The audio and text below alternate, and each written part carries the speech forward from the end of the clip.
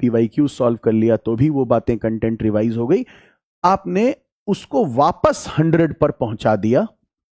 अब अगर आप देखोगे तो वही आपने जब रिवाइज कर लिया तो 100 यूनिट से वापस 60 में आने में आपको 2 दिन लग गया। इसका मतलब आपके एक रिवीजन के बाद आपके भूलने का जो रेट है वो कम हो जाएगा।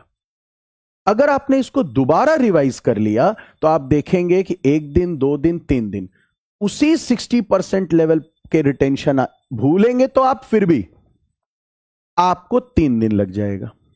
इसका मतलब है कि भूलने का जो रेट है वो थोड़ा सा स्लो डाउन हुआ है। अगर आपने एक रिवीजन और कर लिया, चलिए किसी के साथ डिस्कशन कर लिया, टॉपिक किसी को पढ़ा दिया, समझा दिया, कहीं 3-4 लोग चर्चा किसी विषय पर कर रहे हैं, आपने भी उस चर्चा में भाग ले लिया, तो वो टॉपिक फिर से रिकॉल होता है और अब भूलने का जो रेट है वो कम हो जाएगा।